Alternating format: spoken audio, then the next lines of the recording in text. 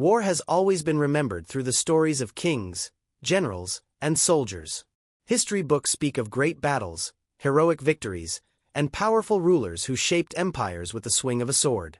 But hidden beneath those stories lies another reality, one far less celebrated and far more painful. When kingdoms fell and armies stormed palace gates, royal women often became the silent casualties of victory. Queens, princesses, daughters of powerful dynasties. In a single day, their lives could change forever. The fall of a kingdom did not simply mean the loss of land or power. It meant the collapse of protection. Once the palace walls were breached and the royal banners torn down, the women of the defeated dynasty became vulnerable in ways history rarely records. To the conquering rulers, they were no longer symbols of authority. They became political tools. Some were taken as prisoners to distant castles, removed from everything they had ever known. Their former status meant little in a court that now belonged to their enemies. Others were forced into strategic marriages designed to legitimize the conqueror's claim to the throne. By marrying the daughter or widow of a defeated ruler, a new king could strengthen his authority and silence those who still remained loyal to the old dynasty. For the women involved, these unions were rarely choices. They were decisions made in council chambers, agreements negotiated between men while the women themselves had no voice in the outcome. And sometimes, the humiliation went further. Royal women were publicly displayed during victory celebrations, coronations, and political ceremonies. Standing beside their conquerors, they became living symbols of a fallen kingdom. Their presence served a purpose. It sent a message to the people: the old rulers were gone, and the new order had begun. But behind the grandeur of those ceremonies lay a far darker reality. For many of these women, life became a quiet struggle for survival. They were watched constantly by guards and courtiers who questioned their loyalty. Their letters were monitored, their movements restricted, their closest attendants replaced by those loyal to the new regime. Even their children could become political hostages, heirs whose bloodline made them both valuable and dangerous. Yet despite the trauma, many royal women learned to navigate this dangerous world. They studied the politics of the courts that imprisoned them. They built careful alliances. And sometimes, through patience and intelligence, they managed to regain a measure of influence. But their suffering rarely made it into official chronicles. Medieval historians preferred stories of conquest and glory. The private struggles of royal women, their captivity, humiliation, and quiet resilience, were often ignored or deliberately erased. And so, their voices faded from the pages of history. Yet if we look closely enough, their stories are still there. Hidden between royal decrees, buried inside forgotten letters, and whispered through the fragments of chronicles that survived the centuries. These women were not merely victims of war. They were survivors of a world that tried to erase them. For many royal women captured during war, the first days after a kingdom's fall were the most uncertain. The chaos of conquest rarely followed rules. Palaces that once echoed with music and diplomacy were suddenly filled with armed soldiers, shouting commanders, and the heavy footsteps of strangers claiming victory. In those moments, the fate of a queen or princess often depended entirely on the decisions of the conqueror. Some rulers ordered the immediate imprisonment of royal women, fearing that their presence could inspire rebellion among loyal supporters. Locked inside distant fortresses or guarded chambers, these women were cut off from allies, friends, and even members of their own families. Isolation became a weapon. Separated from the world they once knew, many queens spent years confined behind stone walls, uncertain whether they would ever see their homeland again. Others faced a different fate. Instead of imprisonment, they were absorbed into the conqueror's court, but not as equals. Their presence served a political purpose. A captured queen sitting beside a victorious king during court ceremonies was more than a person. She was a message, a living reminder that the old dynasty had been defeated. To the people watching, the symbolism was clear. If even the queen of the fallen kingdom now stood beside the conqueror, resistance seemed pointless. But the public spectacle hid the deeper reality of their lives. Inside palace walls, these women lived under constant scrutiny. Servants could be spies. Friendly courtiers could be informants. Every conversation, every glance, every word spoken in private carried potential danger. Even grief itself had to be carefully controlled. A queen mourning her fallen family too openly might be accused of disloyalty. A princess who spoke passionately about her homeland could be seen as a threat. Silence became a survival strategy. Yet many royal women refused to disappear quietly. Over time, they learned how the courts of their captors functioned. They studied the rivalries between nobles. They listened to whispers in corridors. They observed which advisors held real influence over the ruler. Knowledge became their most powerful weapon. With patience, some women managed to build networks of quiet support within the court. A sympathetic noble, a loyal servant. A visiting diplomat from a neighboring kingdom. These fragile alliances sometimes allowed them to protect themselves, and occasionally even influence political decisions. In rare cases, a captive queen could become an unexpected mediator between rival factions, using her royal background and diplomatic experience to prevent further bloodshed. But even when they gained influence, the scars of conquest remained. Their lives had been reshaped by violence, loss, and uncertainty. The crowns they once wore had been taken. The kingdoms they belonged to had vanished. And the histories written afterward often ignored their suffering completely. To chroniclers, they were little more than background figures in the story of a king's triumph. But behind those quiet references lay lives defined by endurance, intelligence, and survival in a world that had suddenly turned against them. The immediate chaos of conquest faded, the long shadow of captivity began. For many royal women, the months following a kingdom's fall slowly turned into years. At first, their presence in the conqueror's court served an obvious political purpose, a symbol of victory and legitimacy. But as time passed, their role became more complicated. Some queens and princesses were gradually pushed into quieter corners of the palace, where their lives were carefully controlled but rarely discussed. They were not free, but they were not always openly imprisoned either. Instead, they existed in a strange state between honor and captivity. Their chambers were comfortable enough to avoid public scandal, yet guarded closely enough to ensure they could never truly escape, and many courts, their daily routines were strictly monitored. Visitors were limited. Letters were read before being delivered. Travel beyond the palace grounds required permission from the very rulers who had taken their kingdoms. Even celebrations could carry hidden cruelty. A royal feast, for example, might place a defeated queen at the edge of the hall.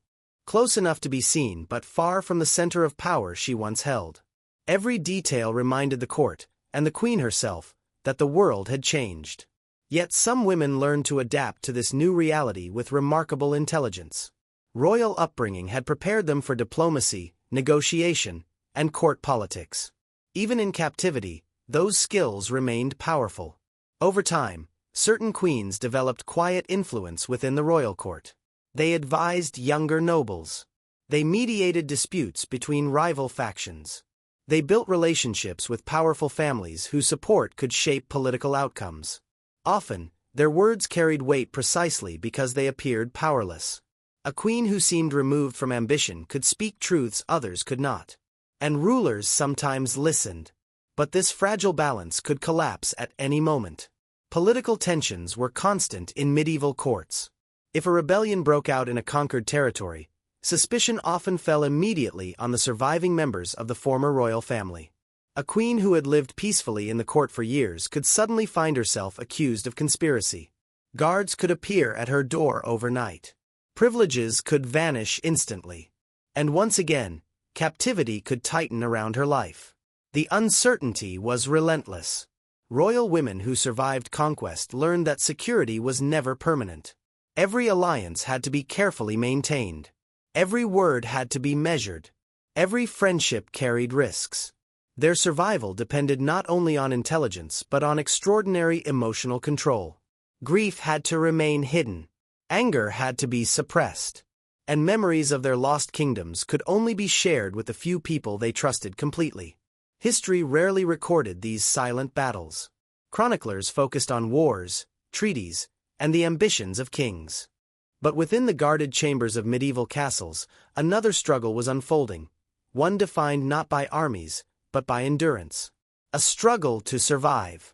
A struggle to maintain dignity. And above all, a struggle to ensure that the legacy of their families did not vanish completely from history. Years in captivity hardened these royal women, yet they never surrendered entirely to fate. Behind the quiet composure of their enforced roles, subtle strategies were at work.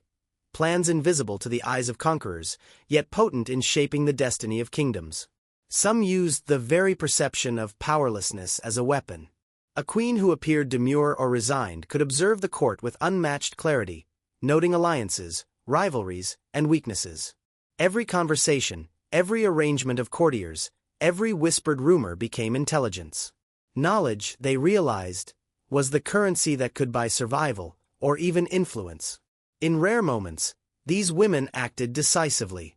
They arranged marriages for their children, often negotiating terms with distant allies who might restore their family's influence. They counseled sympathetic nobles, planting seeds of loyalty that would bloom only when the political winds shifted. Even a single act of intervention, delaying a punitive order, saving a servant from punishment, or influencing the distribution of land, could ripple across the court and reshape power structures quietly. The psychological warfare they endured prepared them for this subtle exertion of power. Decades of surveillance, humiliation, and forced obedience honed patience, caution, and cunning. Every step had to be measured. One misjudgment could undo years of careful maneuvering or cost their lives. Yet, history shows that many succeeded, creating networks of influence that even the mightiest conquerors could not fully control. Even more striking, some women inspired hope for their people beyond the palace walls. Couriers and loyalists maintained secret lines of communication, smuggling letters and news to and from distant territories. A queen's council might influence the decisions of exiled heirs or leaders of resistance movements. From the confines of gilded captivity, she became the unseen strategist of a political chess game that spanned kingdoms. But the stakes remained perilous. Betrayal was ever present. Allies could switch sides, letters could be intercepted, and a single accusation could result in imprisonment or execution. Every action required careful calculation, combining courage with discretion. For these women, the fight was no longer one of swords, but of wit, timing, and psychological endurance. Yet the reward, the possibility of reclaiming honor, preserving family legacy, or even restoring a kingdom, made the risks worthwhile. History often erases their victories, focusing instead on battles and kings. But the quiet, cunning influence of these women frequently determined the survival of dynasties, shaping the political landscape from behind closed doors. These stories reveal a profound truth. Captivity did not strip women of power entirely, it transformed it. The brutal circumstances they endured refined their capacity for resilience, strategy, and influence. They became architects of survival, wielders of subtle authority, and silent architects of future political triumphs. In the shadows of conquest, history may have attempted to erase their suffering, but these women left indelible marks, proof that courage, intellect, and patience can survive even in the harshest conditions. The final chapter of these women's stories is one of endurance, ingenuity, and quiet revolution. Though history often frames them as victims, their lives reveal a more complex reality. They were survivors, tacticians, and in some cases, silent power brokers shaping the fate of kingdoms. From the shadows. Over time, some managed to reclaim fragments of authority. Whether through carefully arranged alliances, influence over heirs, or guidance to loyal courtiers, these women leveraged every tool at their disposal. The public humiliation designed to break them became a shield. The very visibility imposed by conquerors allowed them to observe, manipulate, and subtly direct events to their advantage. Even within the most oppressive circumstances, they found avenues to assert agency. A whispered word, a strategically offered counsel, or the discreet nurturing of a young heir could change the trajectory of power. These were acts invisible to chroniclers, yet monumental in consequence, reshaping allegiances, preventing bloodshed, or restoring dignity to their families. In many ways, their survival depended not on swords, but on intelligence, perception, and unyielding patience. The psychological toll, however, was profound. Decades of manipulation, fear, and forced compliance left scars that would never fully heal. Many women lived with the haunting memory of family lost, homes destroyed, and autonomy stripped away. Yet, the courage to endure, to navigate the treacherous waters of conquest without surrendering entirely, defines their legacy. Survival itself became an act of defiance. History often silences these women, focusing instead on the kings, generals, and battles that overshadowed them. But when we examine their lives closely, a narrative emerges that challenges traditional accounts. One of strategic brilliance, unrecognized influence, and resilience in the face of systemic oppression. These women demonstrate that power extends beyond the battlefield. It exists in intelligence, negotiation, and the mastery of human perception. The legacy of conquered royal women is both tragic and inspiring. They were pawns in a world dominated by male rulers and armies, yet many became players in their own right, subtly shaping political landscapes, protecting kin, and preserving the remnants of their heritage. Their stories remind us that human endurance, intellect, and courage can transform even the harshest oppression into opportunity. In the end, these women leave an enduring lesson. Visibility does not equate to vulnerability, and captivity does not erase influence. By turning oppression into strategy, humiliation into leverage, and surveillance into intelligence, they carved a space of agency within the confines of conquest. Though history may have tried to erase their suffering, the evidence of their resilience persists, a testament to the enduring strength of women forced to navigate the darkest chapters of human power. Their lives were a delicate dance of submission and resistance, survival and strategy, despair and subtle triumph. And while many remain nameless in historical texts, their courage and ingenuity echo through the centuries, a reminder that even in the shadow of conquest, the human spirit can endure, adapt, and quietly shape the course of history.